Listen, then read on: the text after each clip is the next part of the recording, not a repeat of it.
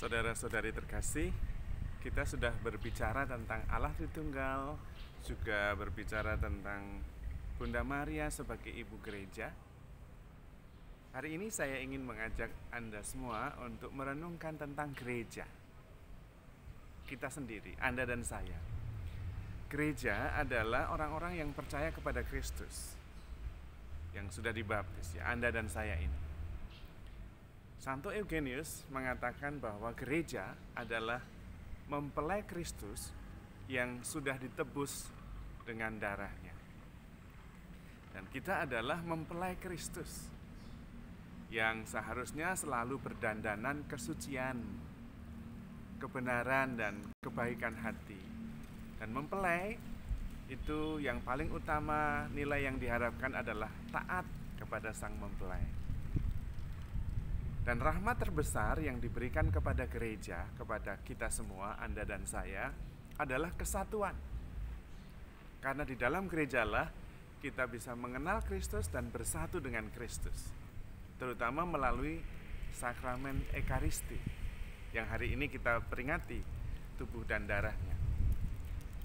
Melalui sakramen Ekaristi itu, keselamatan kita dijamin, kesatuan kita dijamin. Karena Tuhan menyatakan cintanya dengan memberikan seluruh dirinya, tubuh dan darahnya. Inilah tubuhku, makan supaya engkau hidup oleh aku. Inilah darahku, minum supaya aku hidup di dalam dikau. Di dalam diri kita ini mengalir tubuh dan darah Yesus. Dan karena itu kita disebut tubuh Kristus. Karena tubuh dan darah yang mengalir dalam diri Yesus, mengalir juga di dalam diri kita. Dan itulah jaminan keselamatan kita. Karena itu kita dijamin kesatuannya dengan Yesus. Dan yang dimaksud dengan keselamatan adalah bersatunya Allah dan manusia dalam kasih. Dan itu terjadi di dalam diri gereja, di dalam diri kita. Semua rahmat yang disediakan oleh Tuhan ada di dalam gereja. Dan rahmat yang terbesar adalah rahmat kesatuan kita sebagai tubuh Kristus, tetapi terutama kesatuan kita dengan Sang Kepala, Sang Mempelai, yaitu Kristus. Dan itulah yang disebut dengan keselamatan. Itulah yang disebut dengan surga. Maka Ekaristi juga disebut adalah surga di atas bumi. Karena di dalam Ekaristi itulah kesatuan antara Allah dan manusia sangat nampak. Bukan hanya kelihatan tetapi sungguh-sungguh terjadi. Karena Tuhan mengumpulkan kita semua dan kemudian memberikan tubuh dan darahnya supaya kita hidup dan bersatu dengan Tuhan. Karena itu melalui Ekaristi, melalui sakramen-sakramen, melalui gerejanya, kesatuan kita dijamin terus-menerus. Melalui gerejanya, di dalam gerejanya, kita semua dibimbing untuk mengenal Allah yang benar dan mengenal Yesus serta mengasihinya. Dan itulah hidup kekal.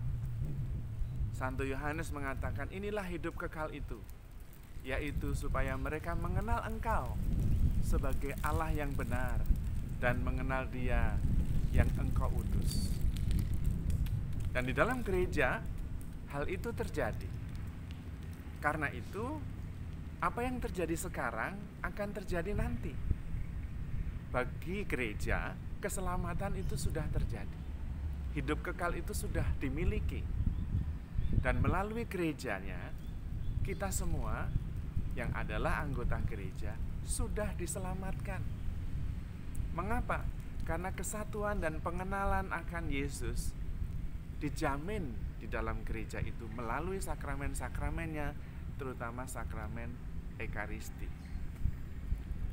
Dan itulah anugerah besar. Bahkan saya mengatakan anugerah yang terbesar. Mengapa?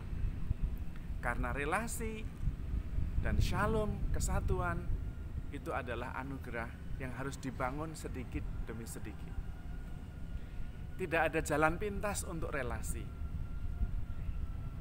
Tidak ada jalan pintas untuk kesatuan.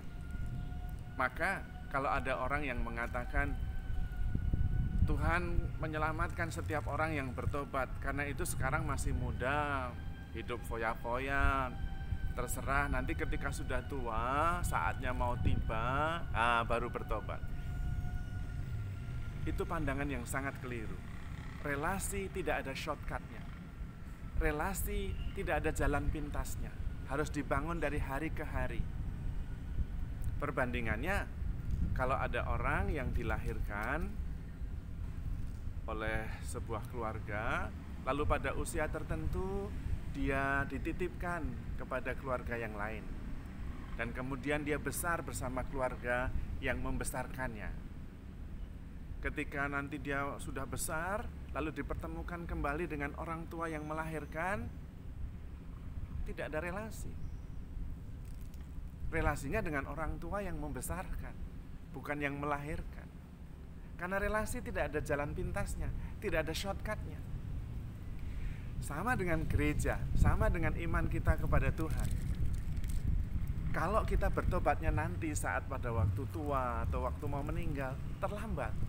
Karena relasi dengan Tuhan tidak ada shortcutnya, tidak ada jalan pintasnya. Ada sebuah pengalaman, orang yang sepanjang hidupnya tidak pernah membangun relasi dengan Tuhan, tidak pernah peduli sama sekali dengan yang namanya Tuhan dan yang rohani. Dan dia berpikir nanti saja ketika sudah tua dia mau mulai bertobat. Tapi sampai pada saat ajal mendekat, dia bingung sekali. Saya mau menyerahkan diri kepada siapa dalam kematian ini? Dengan Yesus saya tidak kenal, dengan Bunda Maria bagaimana saya tiba-tiba meminta dengan seseorang yang saya tidak kenal, dengan Allah yang lain dia juga tidak pernah peduli. Relasi tidak pernah ada jalan pintasnya. Berbeda dengan kita yang sejak muda, sejak kecil di dalam gereja mengenal dan mendengar tentang Yesus.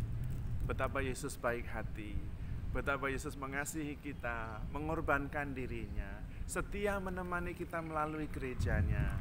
Inilah tubuhku makan, inilah darahku minum, supaya di dalam dirimu mengalir juga darah yang ada di dalam diriku.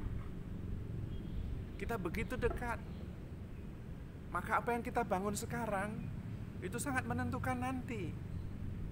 Apabila saatnya tiba kita harus bersatu dengan Tuhan, kita mengerti, kita tidak takut, kita tidak gelisah. Saya mengenal Tuhan saya. Saya sudah membangun relasi itu selama ini. Dan itulah peran gereja. Itulah anugerah Tuhan yang diberikan melalui gerejanya, yaitu kesatuan, relasi intim dengan Tuhan, pengenalan yang benar akan Allah dan Yesus, dan terutama kesatuan yang dijamin, yang berarti adalah shalom, yang berarti adalah surga. Surga adalah bersatunya Allah dan manusia dalam cinta kasih. Kalau bahasa Jawanya, jumbuing kawulo Gusti, bersatunya Allah dan manusia, dan itu terjadi di gereja, di dalam ekaristi, di dalam sakramen-sakramen yang lain. Maka mari kita membangun relasi itu. Mari kita sungguh-sungguh terus bersatu, tak terpisahkan dengan Yesus sang penyelamat kita. Karena itulah surga, itulah keselamatan, itulah kebahagiaan kita. Maka kesatuan dengan Tuhan adalah anugerah yang utama di dalam gereja. Kita adalah tubuh mistik Kristus. Karena di dalam diri kita mengalir darah yang sama, yang mengalir dalam diri Yesus. Kita adalah mempelai Kristus yang harus berdandanan kesucian dan kebenaran dan ketaatan. Dan marilah kita terus-menerus bersukacita dan bersyukur karena kesatuan kita dengan Tuhan dijamin di dalam gereja. Anugerah keselamatan dijamin di dalam gereja. Kita semua sudah diselamatkan. Kita sudah mengalami surga di atas bumi. Apa yang kita alami sekarang akan kita alami nanti bersama Tuhan. Karena kita sudah mengenal siapa Tuhan kita. Allah yang sangat baik, sangat perhatian, yang bahkan sudah mengorbankan nyawanya untuk kita semua, untuk kebahagiaan kita, untuk keselamatan kita. Tuhan memberkati.